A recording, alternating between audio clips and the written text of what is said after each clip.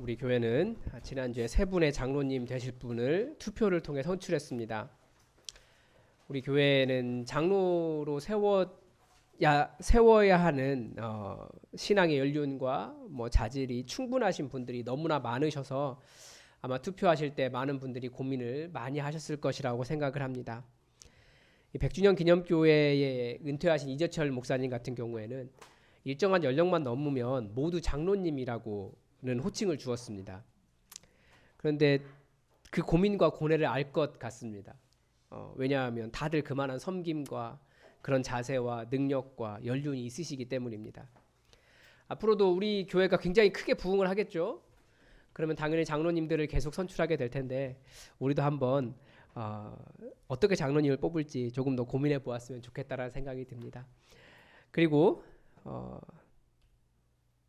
이제 다음 주면 또 담임 목사의 신임 투표가 있습니다. 아마 지난 2년간의 사역에 대한 평가보다도 최철규 목사가 앞으로도 계속 여러분들의 담임 목사가 될 수 있을지 거기에 대한 신뢰를 평가하는 시간이 될 거라고 생각하는데요.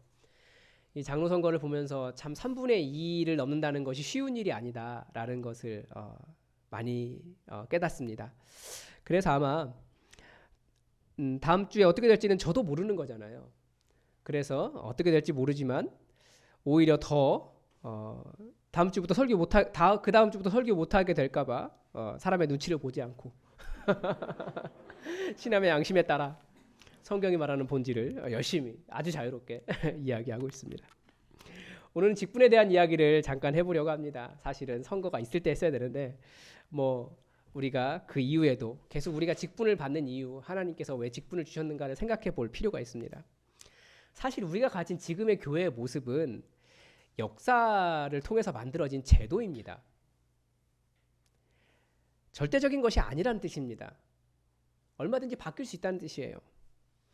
우리나라에서는 장로교가 워낙 만연해 있다 보니까 전부 다 장로교 체제를 가지고 있는 것처럼 보이는데 사실 감리교나 침례교나 성결교나 장로교 특징이 아니에요. 그래서 아마 감리교 예배에 가보신 분들 많이 계시잖아요. 대표기도를 누가 합니까? 장로님이 하던가요? 그럼 약간 다른 거예요. 원래 그 대표 기도는 목회적 기도라고 해서 목사가 하게 되어 있습니다. 담임 목사가. 그래서 장로가 없는 감리교는 담임 목사가 그 대표 기도 시간에 성도들의 모든 삶에 대해서 아픈 성도, 어려운 성도, 그것뿐만 아니라 축복하는 기도까지 그 목회적 기도 시간에 다 하게 되어 있습니다. 그러니까 이게 제도지 절대적인 게 아니에요. 그러니까 중요한 것은 제도보다도 교회로서의 본질이 더 중요하기 때문에 그 본질을 살려 사역하는 교회가 진정한 교회가 되고 부흥을 이룰 수 있습니다. 자꾸 본질을 이야기하면서 예배 순서라든지 어떤 제도 이런 것을 강조하면 사실은 그게 본질이 아니에요. 본질 하면서 그거 추구하면 그게 본질이 아니고 본질은 우리가 지난 몇 주 동안 보았던 이 교회가 하나님의 작품이기 때문에 교회를 이루어야 된다. 그것도 그냥 조직으로서의 교회가 아니라 공동체로서의 교회를 이루어야 된다. 이것이 본질입니다. 우리가 가진 장로교의 직분제도는 종교개혁의 산물입니다. 그 이전 로만 카톨릭이 사제를 중심으로 교회를 운영했습니다. 그런데 종교개혁을 통해서 사제를 없애고 나니까 교회를 주도적으로 인도할 사람들이 없는 거예요. 그래서 사제를 대신해서 모든 성도가 사역하게 하는 것이 장로교 제도의 시작입니다. 이렇게 볼 수도 있습니다. 왜냐하면 더 많은 기원들을 찾으면 또 다른 기원들도 찾을 수 있기 때문에 그렇습니다. 교회가 평신도들의 손에 의해서 움직이도록 한 것이 종교개혁의 공헌입니다. 우리도 일종의 종교개혁을 하고 있지 않습니까? 그래서 모든 성도들의 성도됨을 인정해서 운영위원회에 서리 집사님도 참석을 합니다. 그리고 장로 후보자도 일정한 연령만 되면 서리 집사님도 다 가능합니다. 남녀도 구분이 없습니다. 이것이 교회의 민주화 아니겠습니까? 그런데 가끔은 이런 교회의 민주화가 좀 과도해서 교회 직분 자체가 의미가 없는 것으로 보는 사람들도 있습니다. 그런 교단들도 있어요. 교단이라기보다 운동이죠. 그러나 아무리 민주화되어 간다 할지라도 이 교회라는 제도를 통해 교회라는 제도가 있는 이상 넘어설 수 없는 영역이 있습니다. 이름을 달리할 뿐이니 직분이라고 하는 것이 변하지 않아요. 왜냐하면 교회라고 하는 곳은 직분을 통해서 움직이는 곳이고 직분이 교회 사역의 핵심과 같기 때문에 그렇습니다. 우선 교회에서 직분이 발생하는 이유를 한번 알아야 됩니다. 지지난주에 우리는 교회가 하나님의 포이에마, 하나님의 작품이다라고 하는 말씀을 드렸습니다. 한 영혼 한 영혼이 너무나 귀하다는 의미를 우리는 너무나 이기적으로 해석해서 내가 귀하고 내가 하나님의 작품이다라고 생각하는데, 우리가 이 땅의 교회들이 회복해야 할 메시지가 바로 이 교회가 하나님의 작품이다라고 하는 이 공동체성을 회복해야 된다는 겁니다. 그것도 교회라고 조직으로서의 교회가 아니라 서로가 서로를 진실하게 사랑하는 공동체로서 함께 더불어 살아가는 진실한 공동체가 교회라는 그 본질적인 의미의 공동체성을 회복하는 것이 아주 중요합니다. 교회라고 하는 이름은 가질 수 있어요. 그러나 매우 비인격적으로 운영되는 곳이라면 그 공동체는, 그 교회는 교회가 아닌 거죠. 교회라는 조직이 되었지만 공동체는 아니에요. 하나님의 작품이 아니고 인간이 만든 작품이 돼버리는 겁니다. 그 차이를 아셔야 됩니다. 그리고 한번 1절을 보겠습니다. 그러므로 주 안에서 갇힌 내가 너희를 권하노니 너희가 부르심을 받은 일에 합당하게 행하여. 이 바울이 실제 감옥에 갇히기도 했기 때문에 자신을 갇혔다고 이야기하지만, 사도 바울은 그리스도 안에 자신이 사로잡혀 있었다라고 말하기도 합니다. 그래서 갇혔다라고도 이야기해요. 여기에서 사도 바울은 이 공동체성, 이 교회로의 부르심을 너희가 부르심을 받은 일이다라고 말합니다. 공동체로 부르심을 받았기 때문에 이 공동체로 부르심을 받은 이 공동체성에 맞게 행하라라고 권면하고 있는 거예요. 그래서 공동체로 부르심을 받았으면 어떻게 행동해야 됩니까? 공동체를 먼저 생각하는 거죠. 나를 먼저 생각하는 것이 아니라 우리를 먼저 생각하는 겁니다. 더 구체적으로 말하면 어떨 때 공동체가 깨어집니까? 예수님께서 공동체가 깨어지는 이유, 공동체를 만들 수 있는 이유는 겸손으로 보셨어요. 자기가 그래서 낮아지라는 거예요. 나를 먼저 생각하는 것이 아니라 우리를 생각하면서 내가 저 사람보다 더 큰 사람이다, 내가 저 사람보다 더 높은 사람이다, 그렇게 생각하지 말라는 거예요. 우리가 교회가 왜 잘못되어 가고 있습니까? 잘 알잖아요. 이 교회가 내 것이다 라고 말하면서 쥐고 흔들려고 하는 사람들이 있기 때문입니다. 우리 것인데. 혹은 내가 직분이 높다라고 생각하면서 내가 더 지분이 많다라고 생각하는 사람들도 있어요. 헌금 많이 했을 때. 아니면 교회 나와서 사역하는 시간이 늘어났을 때 내가 저 주도적으로 움직여도 되는 사람이다라고 생각합니다. 때로는 나를 따르는 사람이 더 많다, 그런 자세를 가지고 있으면 공동체가 설 수 없다라는 거예요. 조직은 될 수 있지만 공동체는 못 된다는 겁니다.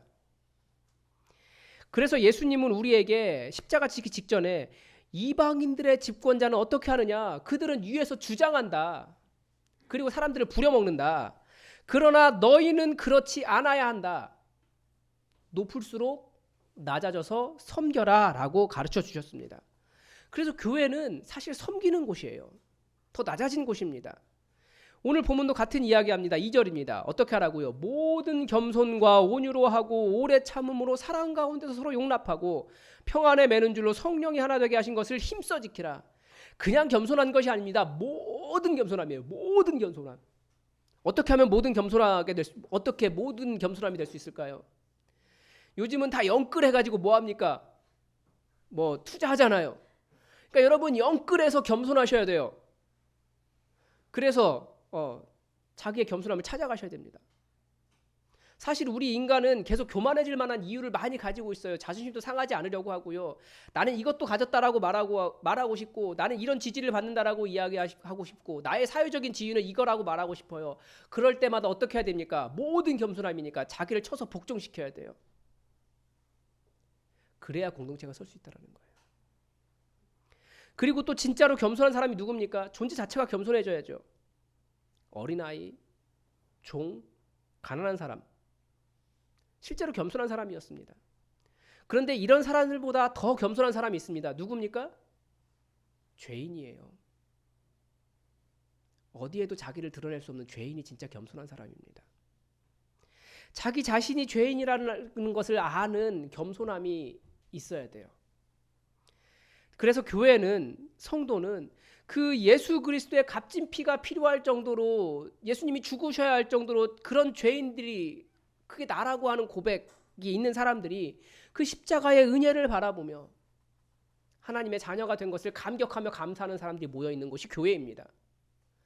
그래서 공동체가 서기 위해서 반드시 필요한 것이 복음을 제대로 받아들이는 거예요. 그렇지 않으면 그냥 사회에서 모이는 공동체에 불과해요. 서로 조금 친할 수는 있죠. 서로 어떻게 얼굴 붉히지 않은 나이스함은 있을 수 있죠. 그러나 공동체라고 말할 수는 없어요. 공동체는 그것보다 훨씬 더 깊습니다.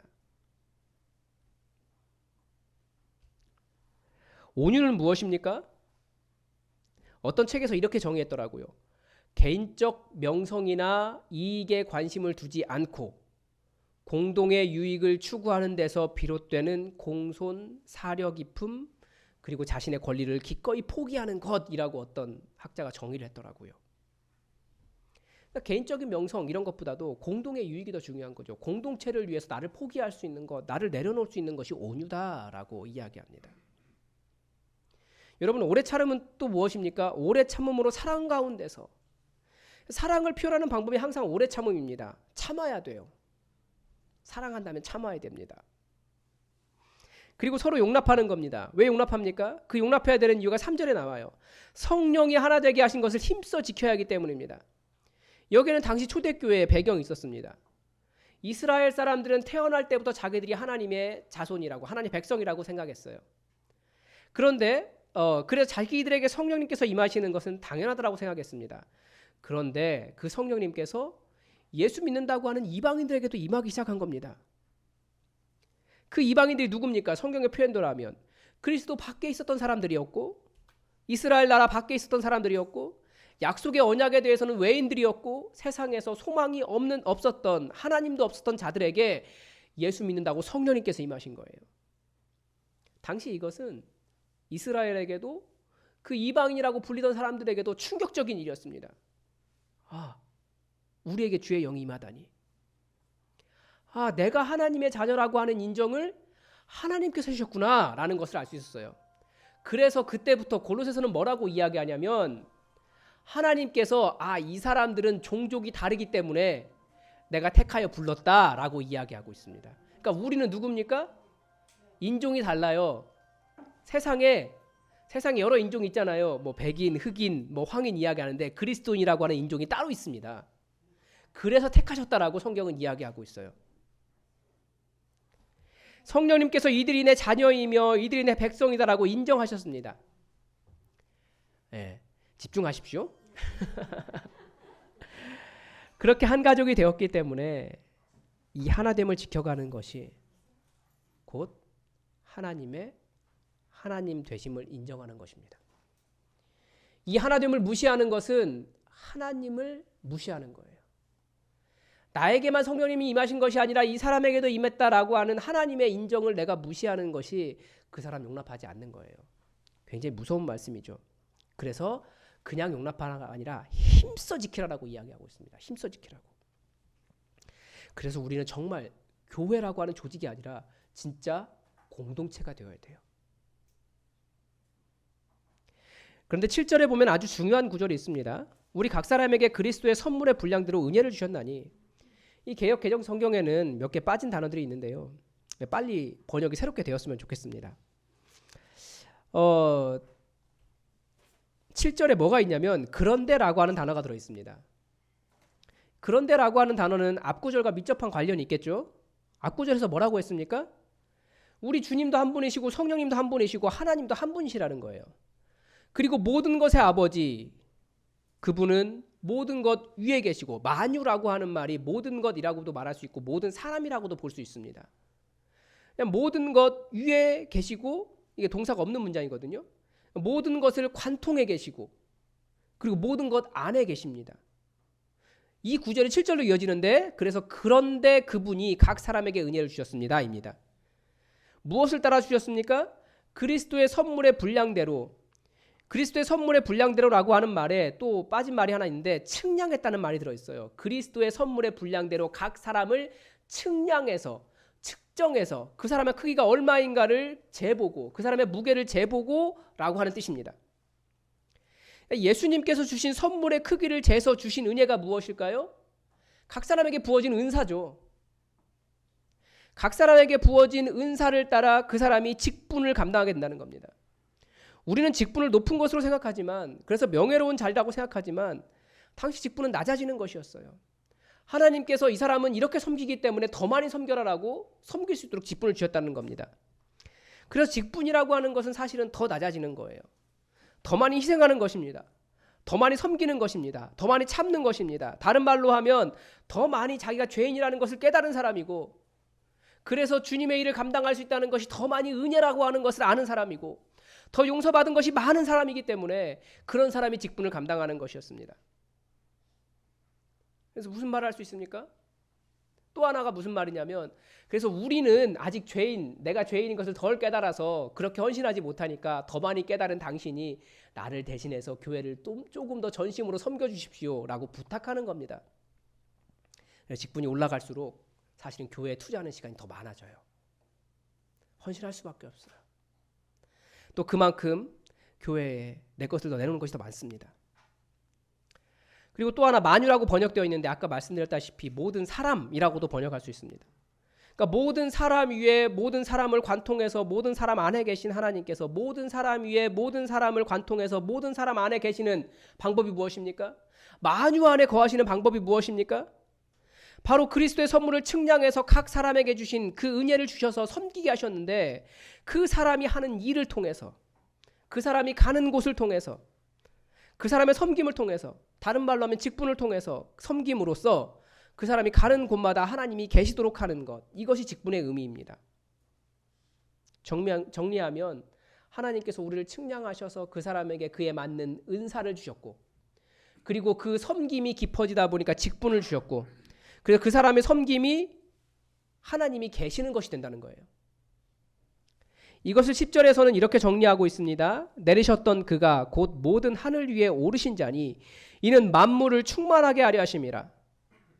하늘에 계신 예수님이 내려오신 이유, 그래서 각 사람에게 머무신 이유, 그리스도인 안에 하나님께서 머무실 수 있기 때문, 그 이유가 무엇입니까? 그렇게 하나님께서 충만해질 수 있는 방법이 바로 하나님의 사람과 함께 할 때 하나님께서 충만해질 수 있는 겁니다. 물론 하나님은 온 땅에 충만하신 분이에요. 편만하신 분이에요. 다 있으신 분이에요. 그러나 특별히 하나님의 사람이 하늘로부터 오는 은사를 가지고 섬겨갈 때 하나님이 그곳에 계신다라고 성경은 가르쳐 줍니다. 하나님의 일은 하나님의 사람이 하는 겁니다. 그래서 여러분이 하나님의 사람이기 때문에 여러분이 하나님의 사역을 하면 하나님이 거기 계신다라는 뜻입니다. 하나님께서 머무시는 방법이 바로 직분을 주어 공동체를 섬기며 사역하게 하시는 것입니다. 직분은 굉장히 소중한 거예요. 성경은 굉장히 다양한 직분이 나오죠. 장로도 나오고 감독도 나오고 집사도 나오고, 이게 보통 우리가 아는 직분입니다. 그런데 오늘 읽은 4장 11절은 조금 다양한 직분이 나옵니다. 보통 외울 때 사선복목교 이렇게 외웁니다. 사도, 선지자, 복음 전하는 자, 목사와 교사 이렇게 되어 있는데, 각 직분마다 정관사가 붙어 있는데 목사와 교사는 정관사가 하나뿐이어서 목사와 교사는 같은 사람이다 라는 말씀을 제가 이 본문만 가지고 지금 세 번째 설교하고 있기 때문에 낯설죠? 세 번째입니다. 네, 그렇게 말씀드렸습니다. 여기서 말하는 직분은 아직 교회가 지금의 어떤 체제, 조직이 되기 전에 아마 굉장히 초대 스타일이었던 것 같습니다. 그러니까 직분보다도 약간 좀 사역의 의미가 더 가깝습니다. 그러니까 조금 더 순수한 공동체 시절의 직분으로 이해가 됩니다. 이 단계 이후에나 좀 더 조직교회가 나오고 장로나 감독, 집사 뭐 이런 직책이 나오는 것 같습니다. 사도는 무엇을 가리킵니까? 우리는 사도의 터 위에 세워졌다라고 성경은 가르쳐줍니다. 예수님 글 하나 남겨놓으신 거 없잖아요. 근데 우리는 사도들이 기록해놓은 그 글을 통해서 교회를 세워갔어요. 그래서 교회는 사도들의 터 위에 세워져 있습니다. 그러니까 사도라고 하는 말은 조금 더 이야기하면 말씀을 이야기하는 거예요. 여기서 말하는 선지자가 또 나오죠. 그 시대 이후에는 없었습니다. 선지자는 사도와 비슷하지만 예수님의 직제자가 아니었던 사람들로 볼 수 있습니다. 여전히 그 말씀을 가지고 있는 그런 사람들을 이야기합니다. 복음 전하는 자, 이 사람은 어떤 사람들일까요? 이게 독특한데 예루살렘 교회의 7 집사 중에 하나였던 빌립이 이 직분을 가지고 있었습니다. 그러니까 집사라는 직분도 가지고 있었고 복음을 전하는 자라고 하는 직분도 가지고 있었습니다. 또 누구에게 있냐면 디도도 한 교회 목회자였잖아요. 그러니까 디도도 목회자이면서 목사이면서 교사이면서 복음 전하는 자라고 하는 직분을 가지고 있었습니다. 이 말이 무엇을 가르쳐 줍니까? 즉 이 직분이라고 하는 것, 여기서 말하는 직분이라고 하는 것은 어떤 직분을 가지고 있느냐 보다도 어떤 일을 하느냐, 이것을 가르쳐 주고 있다는 겁니다. 그러니까 교회 안에 있어야 할 성도들의 책임, 성도들의 역할을 가르쳐 주는 거죠.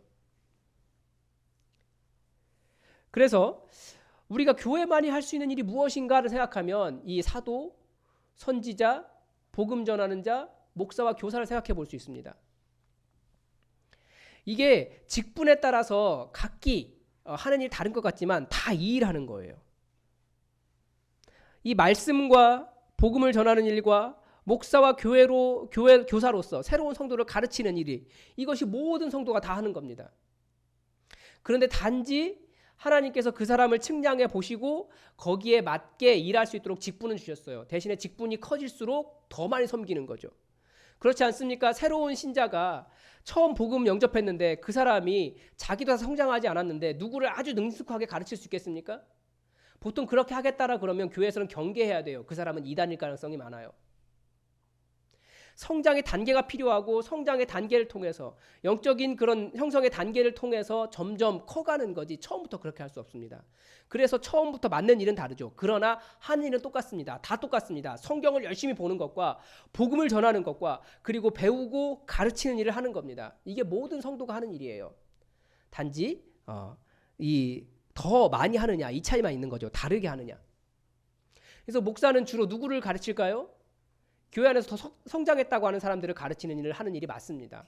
물론 새신자도 가르쳐야 되죠. 그러나 그것은 모든 성도가 다 가지고 있는 사명이기 때문에 내가 거기까지는 이 정도까지는 이르지 못했다 할지라도 이 정도에 있는 성도가 이 정도에 있는 성도를 가르치는 것이 맞습니다. 그 일을 다 함께 하는 거예요. 이게 바로 하나님께서 만유에 걸쳐서 만유 안에 거하실 수 있는 방법입니다. 모든 직분이 다 이거 하는 거예요. 각기 다르게 조금씩 다르게만 할 뿐입니다. 그래서 이것을 뭐라고 부를까요? 어떤 분이 이것을 교회의 DNA라고 부르셨더라고요. DNA는 뭡니까? 모양은 조금 달라요. 그러나 그 종족을 유지하기 위해 반드시 이어가야 하는 특징이 DNA입니다. 인간이라고 하는 존재는 인간이라고 하는 DNA를 계속 퍼뜨리려고 해요. 이게 교회라고 하는 공동체의 특징입니다. 즉 말씀, 복음, 교육, 양육, 이 DNA를 이어가지 않는다면 그곳은 교회가 아니라고도 볼 수 있다는 거예요. 그것은 뭐라고요? 조직이라고요. 조직과 교회라는 말을 엄격히 구분하셔야 됩니다. 우리는 조직 만들 수 있어요. 그런데 그곳을 교회라고 부를 수는 없어요. 교회라는 이름을 가졌지만 그건 누군가가 만든 조직이 되겠죠. 이 정말 공동체로서 말씀을 가지고 복음을 전하고 교육하고 양육하는 이 DNA를 이어가야 그곳이 공동체가 될 수 있습니다. 저는 이 교회의 DNA를 우리 목장 속에서 이루려고 해요. 왜 그렇습니까? 이만큼만 돼도 우리가 서로 정말 진실하게 사랑하는 것이 쉽지 않기 때문입니다. 근데 목장 안에서 이런 것이 이루어져야 돼요.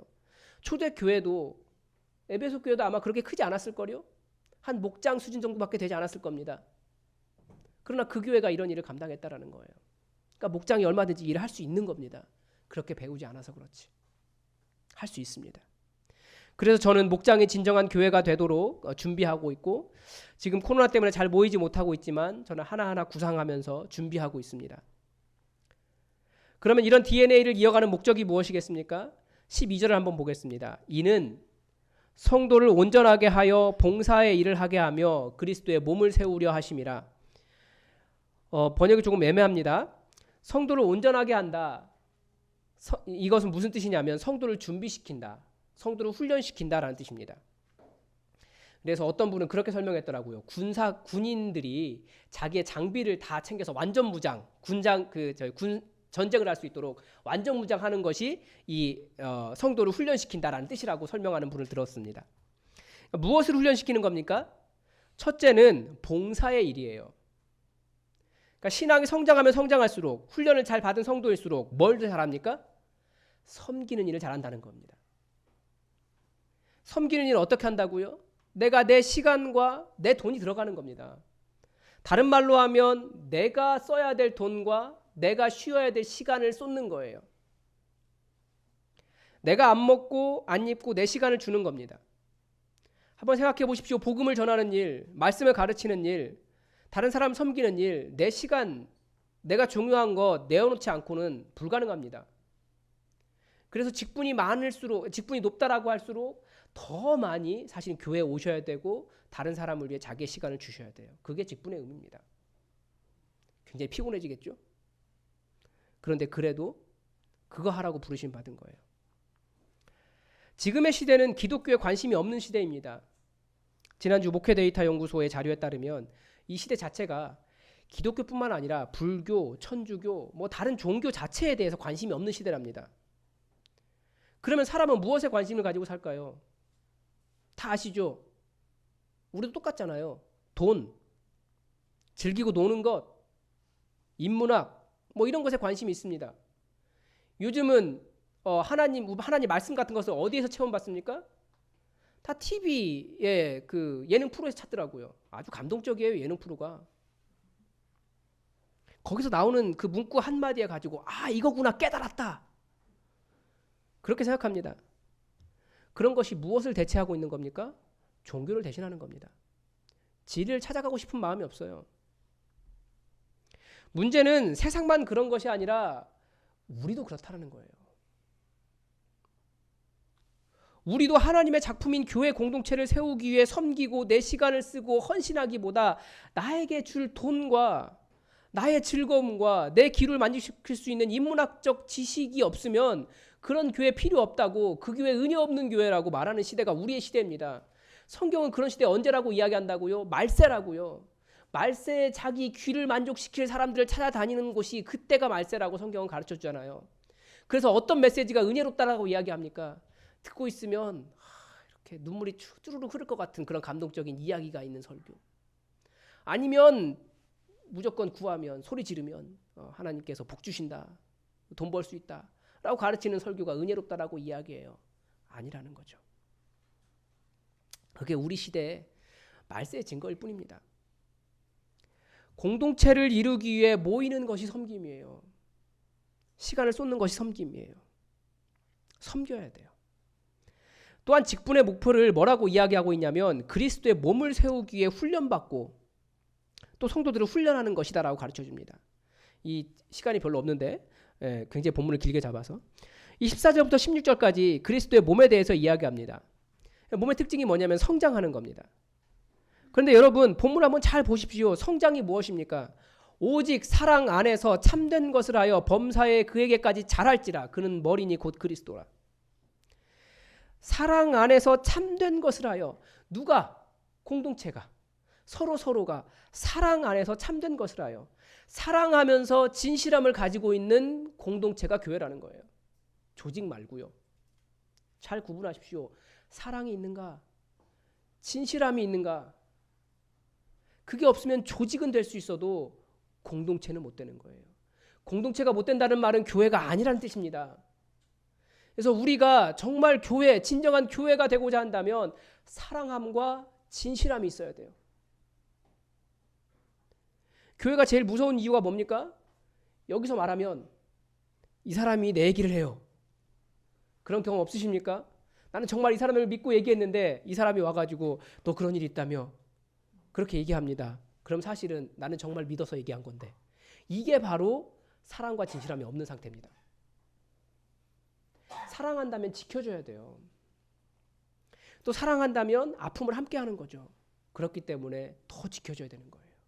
함부로 말하지 않고. 진실함, 사랑과 진실함이 있어야 되죠. 그렇게 하면 어떻게 된다고요? 모든 일에 그에게까지 자라나라. 이게 성장이라는 겁니다. 교회는 자라게 되어 있어요. 그리스도로 자라는 것이 목표입니다. 내가 위대한 신앙이 되는 거 중요하지 않아요. 내가 직분이 높아진다라고 하는 것, 그것이 중요한 것이 아닙니다. 얼마나 더 교회라고 하는 이 하나님의 작품을 공동체로 만들고 있는가, 얼마나 더 사랑하면서 진실함으로 그리스도에게로 자라가게 하고 있는가, 이것이 더 중요한 겁니다. 그래서 우리의 목표는 내가 득도하는 것, 혹은 내가 높은 직분을 갖는 것, 내가 더 드러나는 것, 나의 유익이 아니라 우리 공동체가 그리스도의 몸으로 성장하는 것입니다. 이게 우리의 목표입니다. 마지막으로 16절을 보겠습니다. 그에게서 온 몸이 각 마디를 통하여 도움을 받음으로 결합되고 각 지체의 분량대로 역사하여 그 몸을 자라게 하며 사랑 안에서 스스로 세우느니라. 11절에서 직분을 주시는 분이 누구라고 되어 있습니까? 우리 성경 잘 보셔야 돼요. 성경을 그냥 우리 마음대로 생각해서 성령님이 주시는 거지 이렇게 말하지 마시고 뭐라고 되어 있습니까? 11절에 그분이라고 되어 있습니다. 그분. 여기서 그분이 누군가요? 예수 그리스도입니다. 16절에서 시작점에 나오는 거기에서 그분은 누굽니까? 그에게서 이분도 예수님이에요. 그분 우리 주님 예수 그리스도십니다. 그런데 어떻게 그리스도에게 연결될 수 있다고요? 각 마디를 통하여 도움을 받음으로 연결되고 결합되어 여기서 한번 다시 나옵니다. 각 지체의 분량대로 역사하여. 그러니까 7절과 똑같은 말입니다. 주님께서 각 사람을 측량해서 그 사람에게 맞는 은사를 주시고 그 은사에 따라 섬김으로써 그 사람에게 직분이 주어지고 그 일을 통해 서로 섬김으로 그리고 또 연약한 자는 섬김을 받음으로 여기 되어 있잖아요. 섬김을 받을 줄도 알아야 됩니다. 그렇게 받음으로 그러니까 여러분 누군가가 여러분에게 함께 공부하자라고 이야기하면 받으셔야 돼요. 그렇게 섬김과 받음으로 서로 부드럽게 결합되어서 그래서 그리스도에게로 자라갈 수 있다라고 성경은 가르쳐 줍니다. 그래서 여러분 이제 제가 다음 주에 어떻게 될지는 사실 어떻게 될지 모르지 않아요. 알아요. 그러면 그 다음부터 뭐 해야 될 것 같습니까? 가르치는 분들이 계실 거고요. 그렇지 않은 분들은 배우셔야 돼요. 또 가르치면서 이분은 또 배우셔야 돼요. 그러면서 우리는 서로 가르치면서 서로 도움을 받고 섬기면서 섬기는 훈련을 하면서 그리스도의 몸으로 자라가야 됩니다. 그 그리스도인의 교회 공동체의 DNA를 전수하지 않으면 교회 아니라고요. 우리도 많은 조직 중에 한 조직 될 수 있어요. 그거 하려고 우리 여기 있는 거 아닙니다. 그거 하려고 부르심 받은 건 아닙니다. 우리 직분자들, 특별히 항종 직분자들, 교회의 정치 체제 자체가 교회가 이 직분들이 있어야 항상 있어야 교회다라고 가르쳐주고 있는데 그것도 조직이에요. 역사를 통해서 시대의 흐름에 따라서 만들어진 것이라고요. 진짜 공동체는 직분이 있을수록 섬기고 가르치고 그렇게 복음을 전하고 그런 곳이라고요. 직분은 어떻게 받습니까? 많은 교회들이 은사를 따라 섬기라고 이야기합니다. 그런데 은사는 어떻게 알 수 있습니까? 은사는 섬기다가 알 수 있습니다. 그러니까 실제로 교회 공동체 안에 혹은 목장 공동체 안에 오셔서 자기의 시간을 쏟으며 다른 사람 섬겨야지 하고 이 모양 저 모양으로 섬기다 보면 자기의 은사를 발견할 수 있어요.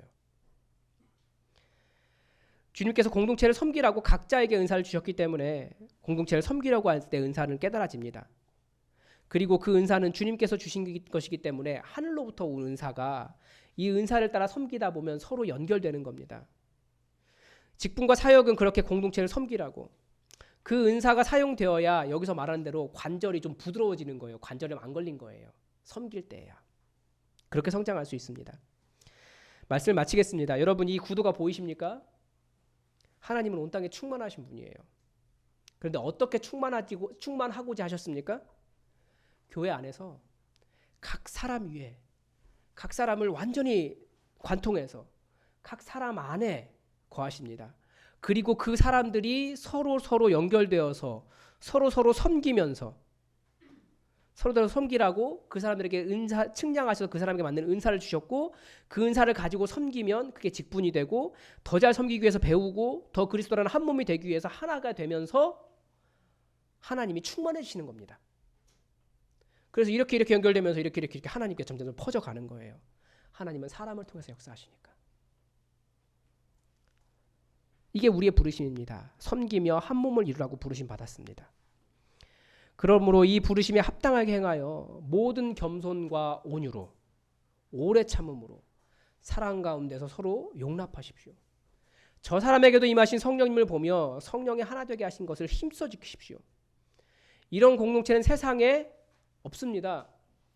세상은 여러 가지 자기의 이익을 위해서 모였다가 흩어집니다. 그러면서도 공동체라고 불러요. 그거 공동체 아닙니다.